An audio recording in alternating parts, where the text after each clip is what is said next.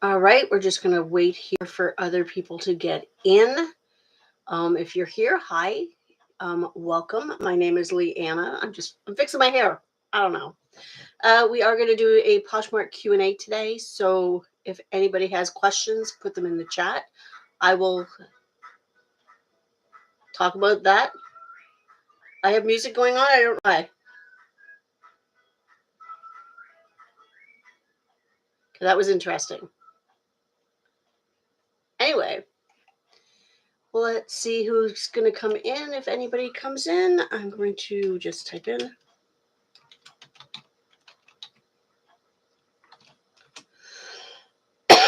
Okay, well, I'm going to wait a couple minutes, and I do have a couple of topics that I can talk about just to get it going until other people show up, if they do, which is fine. Paul's downstairs watching it on the TV, so I can hear the delayed. It's funny.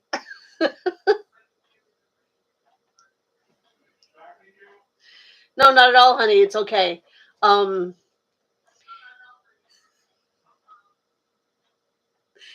It's weird. Um, hi, Wendy. Hi, Ataku. I don't know if I said that right, but hi. We're talking Poshmark tonight, so if anybody has questions, let me know. If you have anything you want to talk about, again, let us know, and we will do that. Paul's going to be in the chat. I hope he's going to be in the chat, and he will help me if I lose track or if I don't know who's talking or whatever. But I do have a couple of things to talk about. What is Poshmark? It is a selling platform where people sell usually used goods, clothing, things like that.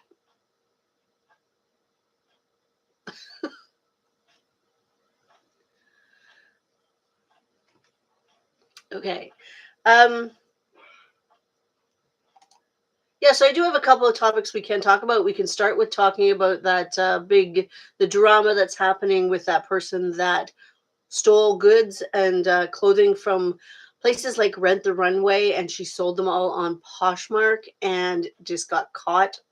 And it was like she sold like $900,000 worth of stuff or something like that, which I thought was really, I mean, it's interesting because how do you get your hands on that many? Hi, Paul. Like, how do you get your hands on that, that much goods in order to, steal it? I mean, you had to set up some sort of payment system with these companies that rent things, and then you had to, I don't know, like it was a huge scam. But apparently she's closed down now on Poshmark, and she sold over $900,000 worth of clothing that she stole. So don't know what's happening with it. Poshmark hasn't been saying anything. And yeah. Okay. So I'm going to give it a couple more minutes, see if anybody else is going to come in. I'm hoping to be here for about half an hour or so. She was able to buy pallets from Rent the Runway. Ooh, I wonder if that's how that person did that. She bought pallets and didn't return them. I don't know. It's like a little mind-boggling because apparently she set up hundreds and hundreds of fake accounts and was able to do it that way, which is kind of interesting. I mean, I know what happens. I was curious as to what would happen with the items she sold, whether the people would have to, bring them back. They do need to do something. Hi, other Wendy. There's two Wendy's. The fakes being sold on Poshmark, especially the ones that actually say fake in the listing. It says not authentic. It says reproduction. It says, price reflects authenticity. Why? Hi, Rosetta. Why is Poshmark even allowing those things to be listed to begin with? Because you know how sometimes they ask Posh ambassadors to keep Poshmark in tip-top shape and you can go through, the listings. And I do it once in a while just to see the listings. I don't do it to help Poshmark necessarily, even though those doing those kinds of things, might make you look good to Poshmark, so it might help. But I do it very rarely. But a lot of the listings are, this is fake, the price reflects, it's not authentic, and it's right there in the listing. Like, I can understand. I don't understand it. If you know it's fake, don't sell it. You're not supposed to be selling it. I know there's some people that think they have a real item and they sell it unknowingly. I can forgive that a little bit. But yeah, they need to do something about the fakes on Poshmark for sure. But Poshmark really doesn't care. They're in it for the money, right? I don't know if that will eventually catch up with them, though, whether they will get in trouble for allowing the sellers to sell fake. What do you guys think?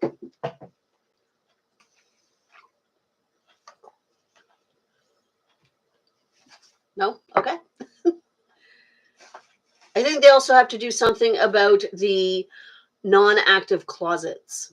And I'm talking about closets that haven't been active for a year.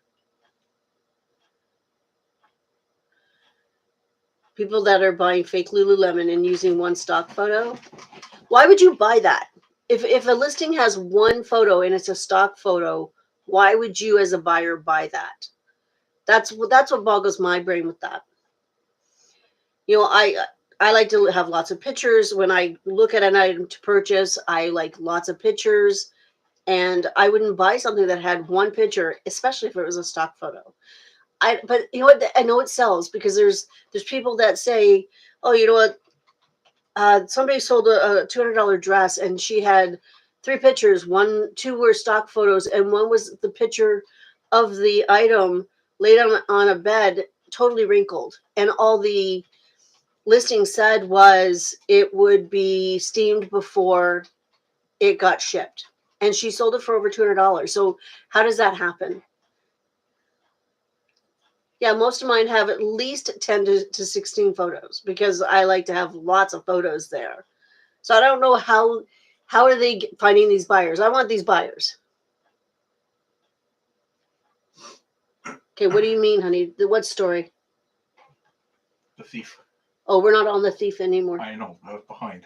Paul's behind, but he's trying his best. The manufacturers might. Well, I mean, right now Poshmark doesn't have a lot of like what's it called on eBay where you can't use certain words. My brain's farting right now. The Vero thing? The Vero. Yeah, Poshmark doesn't really have a Vero type of list.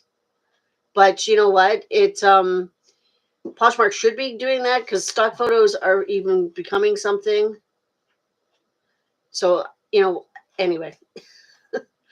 How many products do you post on Poshmark and eBay a day? It varies. Paul, my partner, does eBay pretty much explicitly. I do Poshmark. It varies. I try to get at least 5 done a day. Some days are better. Some days, like today I did 2 because I just got busy doing other things.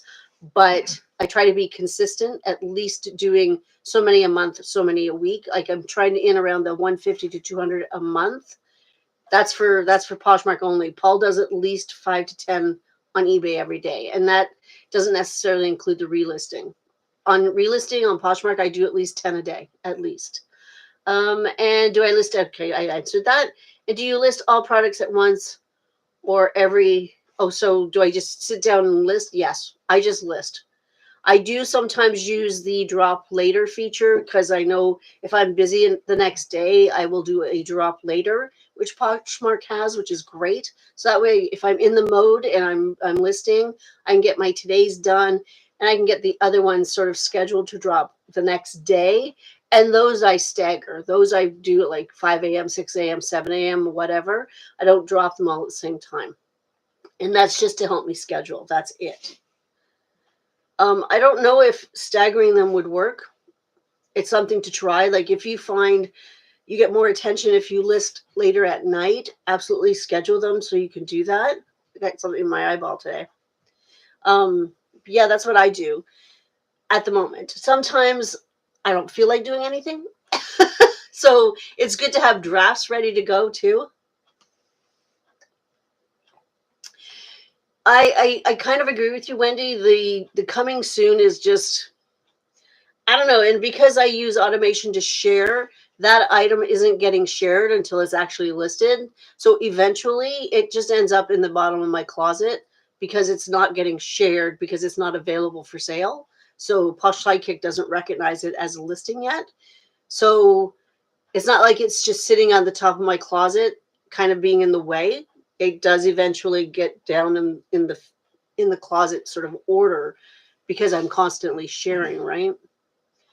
But yeah, I wish they would just leave it in a draft and schedule it, but they wanted to make it like it was exciting. It's very exciting. When you set a day and time, does it automatically drop it? Yes, it automatically drops it.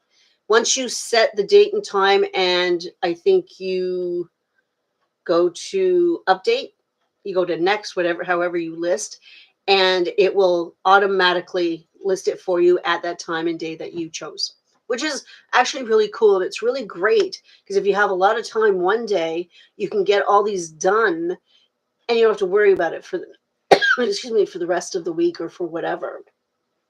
And I started using it more in the beginning of this year. And it's really, really helpful because normally, like, I like to take my pictures on 1 or 2 days. And then the next couple of days, I want to spend sort of doing my drafts, doing my listings. And then I don't have to worry about it anymore. Maybe it's my hair in my eye. I don't know. I don't know how long the drop feature has been around either. It's been around for quite some time.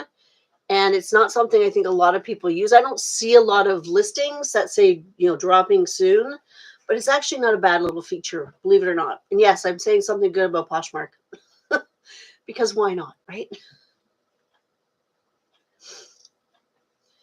So I thought if you want, we could talk about a pricing strategy. Oh, wait. Found on eBay scheduling my listings at 5 a.m. increased the impressions.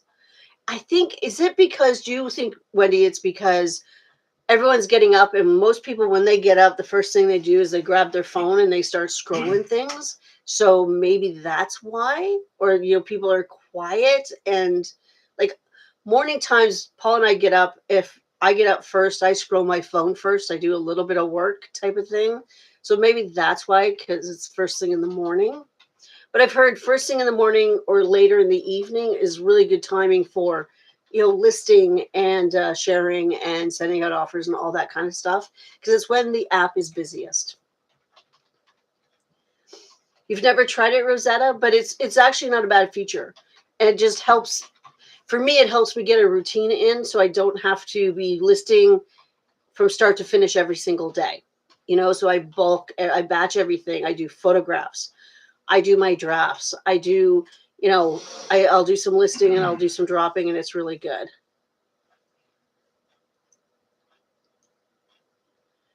But then if the earlier you drop a listing, why wouldn't you just list it then? Well, for the same reason you said, you may want to take a day off. You may not be home to drop it. All kinds of reasons. I don't know if you guys heard that. You probably did because I have a good microphone. So now, Paul, you're Horad 2000. Yeah. Before you were PLL Randoms. Oh, okay, yeah, because I switched from the phone to the desktop. Anyway. So I thought if you want, we could talk about a pricing strategy that it's been on Instagram this week about, listing things at the $25 mark or the $50 mark, because you actually end up in 2 different filters for pricing. Did you guys want to talk about that, or is everybody cool with that? They know what it's about? Lives are so awkward sometimes because I'm talking here. Hi, Stephanie. So the pricing strategy I'm talking about, Poshmark has filters where buyers can filter the Wendy Robinson. I'll answer that in just a second. You can filter it by price, sort of. My brain isn't working. It's Friday night and it's not working. It's from $25 and under, and $25 to $50, and I think it's $50 to $100. So there is this theory that if you price things at $25, then it gets seen in 2 filters. So the chances of it getting seen are that much better. Price range. Thank you very much. This is why I do this, so people can teach me.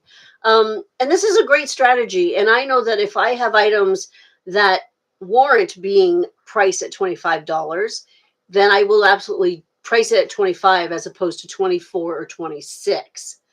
But the problem with it is if you have an item that you want to get $25 for, and on Poshmark, I think you really should be pricing above what you actually want to get because you want to leave that wiggle room. So if I have an item I want to get $25 for, I'm not going to list it at 25 just for the reason of being able to go over 2 different price ranges. I want to list it at something like 35 so I have wiggle room so I can get that. So just keep that in mind. Okay, so Wendy Robinson, do you have any tips for getting my last percentages for Posh Ambassador? I feel like I've been sitting at 97. What are you what is not done yet? If it's about the sharing, the community shares, I do have a tip about that. Sharing is the worst part of Poshmark, I'll be honest with you. But if it's the sharing, the community shares, what I used to do, because you have to do this, I went to a brand. I would take a brand that I had in my closet, like Levi's. I would type that into the Poshmark search, and all the Levi's would come up. And I would spend maybe 2 minutes, and I would just share. Just share from that feed, from the Levi's feed, share. Because number one, put a time limit on it because it just makes it easier and more attainable to do. And number two, you reach multiple closets. Instead of going into one person's closet and sharing their whole closet where you're only reaching one person, if you share a brand in that way, you're reaching probably 100, maybe 50 to 100 other closets, and they will share back. Not everyone, but a lot of people will share back. So it gets you that activity as well. So it's a bonus. So I would pick brands, Lululemon, Levi's, anything that was sort of trendy, something that was really selling well. And I would go into the brand and I would share for like 2 minutes, 2 or 3 times a day. And it was it was done quite fast. And because I put a time limit of like 2 minutes, yeah, and sharing new postures as well. That actually works as well. I've been doing that lately. It's something that I haven't done for a long time, but I've gone into it and so you go to people, you go to new closets, go to fresh closets because they actually are people that probably have listings. And you just go down, you follow them all, and then you go in and you can share their items. And yes, they will share back because they're new. You can also go to new people and follow and see if they have anything as well. My Posh US won't let me be a Posh vet because I have not. Oh. When I opened my Posh US account, it took me a long time to get to Ambassador because I really wasn't into it. I wasn't using it as much as I should have. But when I got serious about it, I did make a sale. I mean, I did buy something, and it's a pain in the butt if you're a Canadian and you're buying on the US. You have to bring it back over the border, like we use a cross-border shipper. Some people, when they have a US account from Canada, have friends in the US, and that's what they use. They use that address. So they just buy something simple and inexpensive, and they send it to their friend. So that's one way you could do it. But honestly, Posh Ambassador 1, I think, is more important than Posh Ambassador 2. I haven't seen any changes really with Posh Ambassador 2. But Posh Ambassador 1 is, I mean, you get the follows, you get sort of acknowledged a little bit more, but it's not as important as, I don't think it's, yeah, I agree, Wendy. I don't think it's that important. I do like being a Posh Ambassador 1 for sure. The 2 is just a gold star kind of thing. I found that I don't get fast service with customer support at all. I don't think it's kind of fluffy. It's one of those things that Poshmark is really good for, is the fluff. And I do believe that the Posh Ambassador 2 especially is fluff. But the Posh Ambassador 1 does have a little bit of benefits in my estimation. Is it just me, or do you tend to get a large following of US users? I honestly don't know. I don't check. Um, are you talking though? You're talking about being a Canadian, and on my Canadian closet, I'm getting U.S. users. Yes, you do, because we're sort of connected.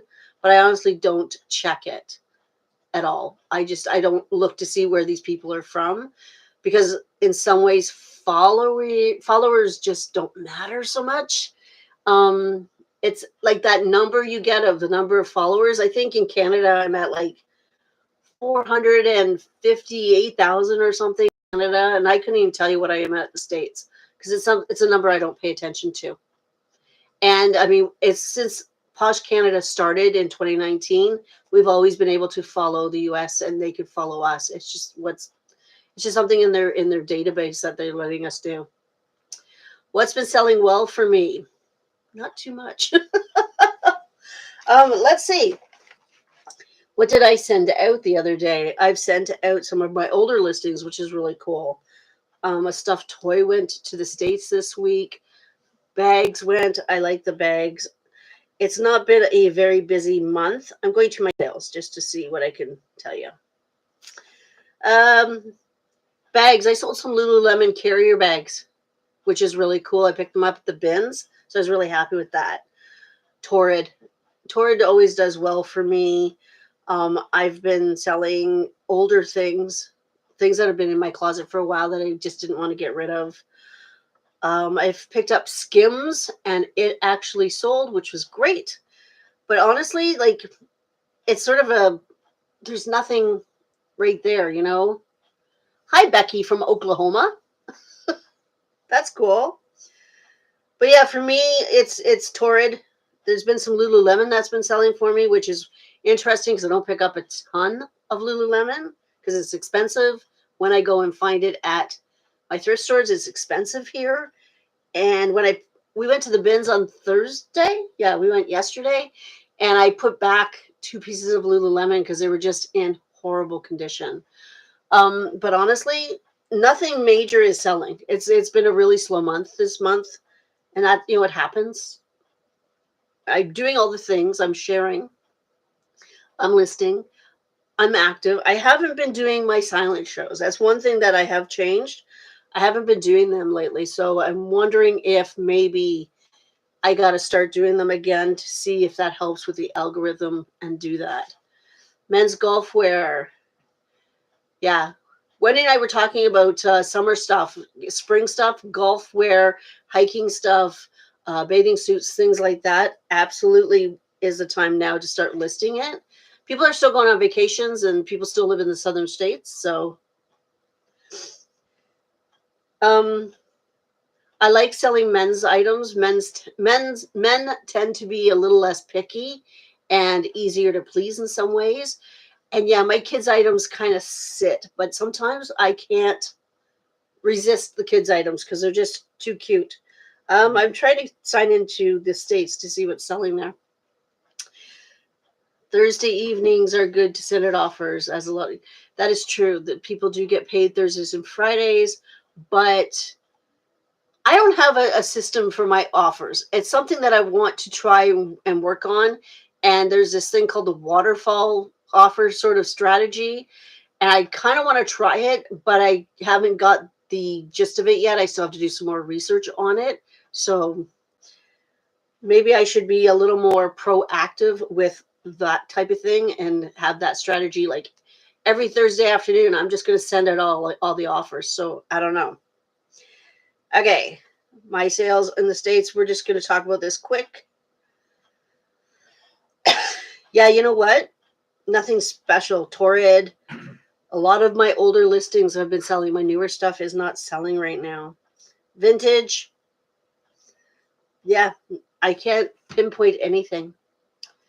I think silent shows are good for exposure for your closet. They are.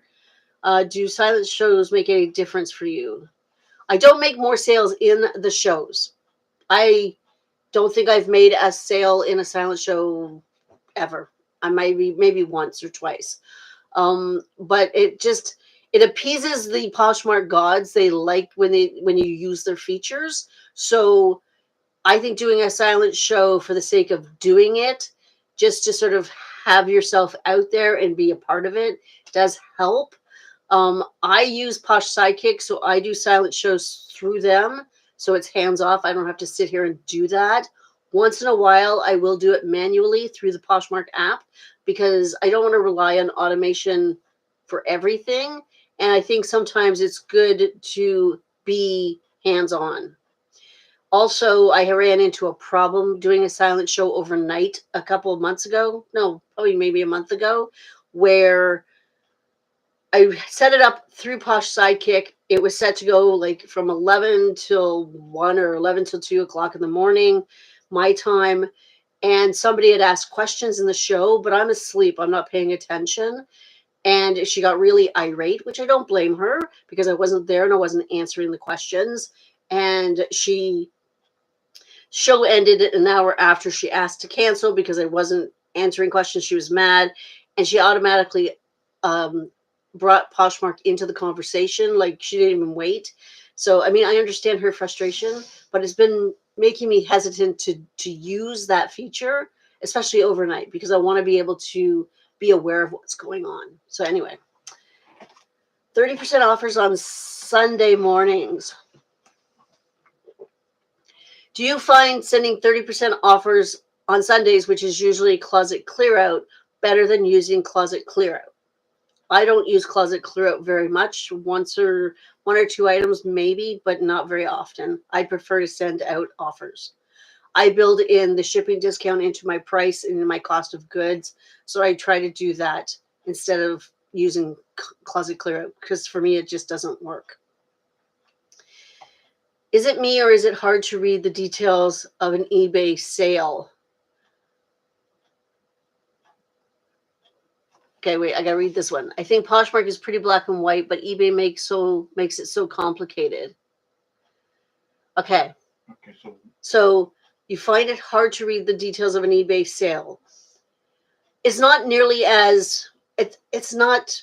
I have to say this right. Okay, which details does she mean? Okay, 1 second, because Paul's going to answer because he's the eBay guy. When you get a sale on Poshmark, it is very simple to read what your earnings are, what it sold for, what your earnings are, and the whole bit. And yes, eBay is a little more vague in that way, right? I mean, they don't tell you how much you earn on your sale. Yeah, they do. Do they? But you got to know where to look. Okay, so using the eBay app on the phone is very, very limited. Can everybody hear Paul? Because I want to make sure. Okay, go ahead. Okay, so it's there's a lot more detail easily available using the website. When you go to the website, you go to the sales details. And let me pop up my eBay for a minute. And under the sales details list, hang on. His computer's slow. I'm very visual. I can't remember stuff. I have to look at it to see. Yeah, he forgets my name unless I'm sitting in front of him. Okay, so when you go to your Seller Hub under the orders, you look at your all orders, and then you see all the sales you've made. And then there's a heading called Order Details with a number. When you click on the Order Details number, it pops up a large menu with all of the order details. So where it's going, customer's phone number, okay. How much the buyer paid, how much how much the shipping was, how much the sales tax was. So there's two buttons near the top. One is to purchase the shipping labels. Below that is more actions. And if you click on more actions, you go down to view payment details. And it'll show the item again. It'll show your total funds available. But for that item, on the far right, if you click on view, it gives you a much more detailed listing of how much the buyer paid, what the final value fee was, what the percentage was, and how much the fees are based on, and there's just a whole bunch of numbers there. So you see exactly the total fees, including any taxes that you pay as the buyer, as the seller rather. If there was a final value fee, discount, all kinds of stuff. So it's a lot of hunting and pecking. Yeah, so it is a little more It is aggravating because with Poshmark, it's right there as soon as you go to the order. All that information's there already. But on eBay, you have to go looking for it. And the PC on your computer is much better access to that information than on your phone. And remember, on Poshmark, there's one fee, and the seller doesn't have to worry about shipping. On eBay, there's all kinds of sort of semi-hidden little fees, plus the seller has to pay for their own shipping, and that affects. So yeah, there is a lot more information, and it can be complicated until you get used to looking at it and finding it. Yeah. So Becky, did that answer your question? I hope it did. I don't deal with a lot with eBay. If I sell something on eBay, Paul buys the shipping. And we were talked about this about a month or so ago, and it's like I really need to learn eBay more, just so that we could be a little more together on it, in a sense. That way I can help him out, he can help me out. So, yeah. Does eBay charge the fees on what the item sold for and the shipping the buyer paid? Yes. So the final value fee percentage for the category you're selling in, I think for clothing it's 12.35%. It might be 14.95. I can't remember. You pay the total sale price of the item. So the price the item sold for, the shipping you charge the customer, the sales tax that eBay charged, that full total, multiply that by the percentage, and that's the fee that's paid. Plus, there's a 30-cent fixed transaction fee per transaction. So if somebody buys a bundle of 5 things from you, you only pay the 30 cents. You don't pay 30 cents for each item. It's just for the entire transaction. Yep. Plus, if you... eBay's complicated. Plus, if it's an international buyer, and it doesn't matter where it was shipped from, if the customer is international, there's a transaction fee for the financial cost for eBay to do the money exchange. And if you also promote your items, there's another layer of fee. So yeah, it can become quite daunting, but once you understand it and how it works. Yes, I'm saying it's daunting. Not Becky. Becky just wants to know. Yeah, they charge it on everything. That's still a lower fee than Poshmark, though. And yes, I can learn eBay. I do have the intelligence. I just do not have the want. I mean, I can list on eBay, no problem. Every once in a while, I might have a question about something, but I'm listing on eBay more and more. I have to get back into it again. But this whole other thing, like really, I should be learning how to purchase the shipping labels. I know how to pack things up. I know how to measure them and weigh them and all that kind of stuff. It's just the actual purchasing through Stallion or through even Canada Post, which we are doing a little bit more now as well. So, yeah. eBay is one of those things that the more you do it, the easier it becomes. And it's just sort of taking those first couple of steps and doing it. So, yeah.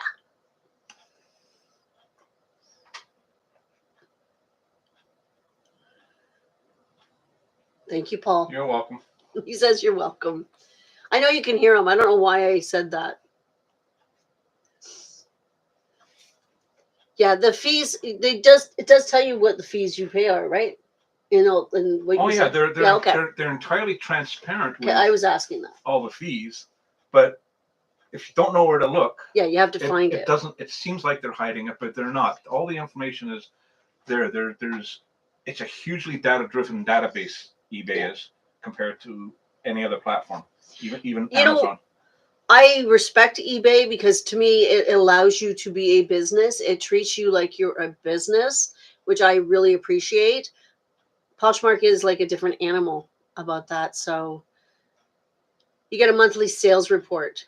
Well, you kind of get that on Poshmark, but not really. You can get your sales reports from Poshmark monthly if you want. I still have not figured out how to transpose them onto my I think you have to have Excel to do the Poshmark sales reports, and I don't have that on my computer. So, but I have what? Something else. Paul gave me something else. Well, the Google Sheets will look at it, see it too. Do you? Some items get promoted, some items do not. Paul likes to experiment, and he will promote everything at 1.5% or something just to see what happens. I think the rule of thumb, if I understand it correctly, is if we have an item that everybody has, in a sense, we may promote that item so it ends up first on the feed, on the search, right? If we have a rarer item where there's not a lot listed, we probably won't be promoting that because people are already searching for it and there's not a lot listed. So therefore it's just going to show up anyway. So it depends on the item on eBay. Right, honey? Yep. And no, I don't use Poshmark promoted closets. I was invited to do the beta just a little while ago, and I had to change my banking information because I have an American bank account that's based in the US, but my address on my bank account, my mailing address on that bank account is here in Canada, and they wouldn't let me do that. And I'm not changing my banking information to try it because I don't think it's worth it. I have not heard good things about Promoted Closet at all. There's like one or two people that say it's fantastic, but the majority are saying it's not worth the money and the hassle. So this is good. I'm glad that Paul's here because we're getting eBay questions, and I'm not up to date on that one yet. No. Is there any more questions that anybody wants to ask? I did have a couple of things, but we've talked about them for the most part.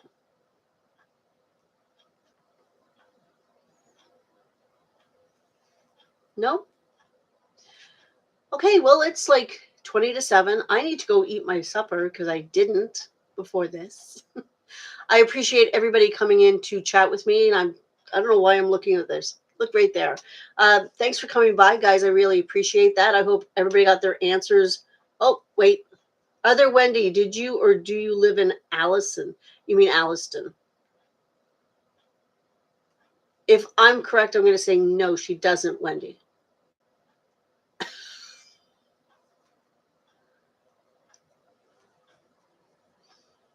Hey! Are you Gord Robinson's wife? Is it Gord? No, she's not. Oh, okay. That's why I knew she didn't live in Alliston because... That's where we're from. No, we used to live in Tottenham. 3 years ago, we moved so that we could have a better business life, I guess. I don't know. It was worth it for us. Tottenham's a really nice little town. Really nice.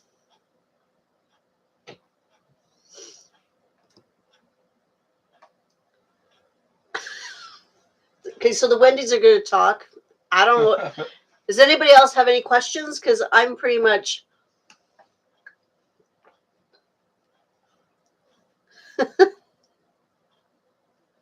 Thank you, Becky. Thanks for coming by. Thank you, Rosetta. I appreciate everybody coming by. Okay, I'm going to end it with that. I hope everybody has a fantastic weekend. I'm back on Tuesday. I have a haul video for you because I've already done it because I am on the ball right now. Anyway, everybody have a great night. I'll see you next time. Bye. Bye, everyone. Oh, I'm still doing it. There we go.